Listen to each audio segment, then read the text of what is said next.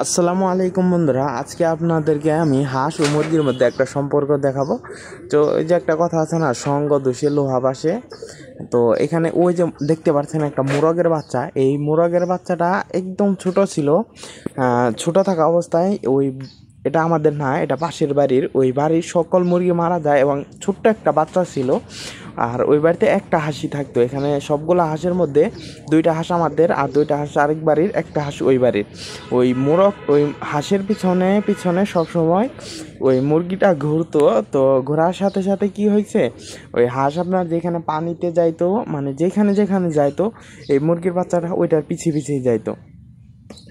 তো এখন এই দেখেন, এই পাঁচটা হাঁস আছে এখানে। তো এই যে দেখেন মুরগিগুলা কিন্তু এখানে মুরগিগুলা কিন্তু আলাদা ঘুরতেছে, বাট ওই মুরগিটা ওই যে হাঁসে দৌড়াই দিতেছে, বাট ওইখান থেকে সরে না, মানে ওই হাঁসের সাথেই থাকবে। মানে এদের সাথে থাকতে থাকতে এর একটা অভ্যাস হয়ে গেছে। এখনও যে বড় হয়েছে, আপনার মাঝে মধ্যে দেখি যে খেতে খেতে যে হাঁস যায়, তো তাও কিন্তু ওই ক্ষেতের মাঝখানে এটা ঘুরে ওই হাঁসের পিছে পিছে। দেখেন রাজহাঁসগুলো এখানে দাঁড়ায় আছে, তো এটা কিন্তু সরবে না। তো এটা আর কি বলতে চাইছিলাম। দেখেন ওই যে মুরগি হাঁসের পিছে পিছিয়ে করতেছে, এটা সব সময় মনে করেন এদের সাথেই থাকে। তো এর মাধ্যমে বোঝা যায় সঙ্গদোষে লোহা ভাসে।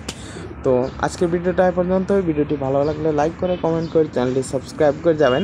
তো দেখেন এটাকে আমি ধাওয়া দেবো, এটা কিন্তু ওই দিকে না গিয়ে এটা কিন্তু ঘুরে আবার হাঁসের দিকে চলে যাবে। এই দেখেন দেখেন, মানে আমি ওই দিকে দিতে চাইছি, বাট এটা এই হাঁস ছাড়া থাকতেই পারে না।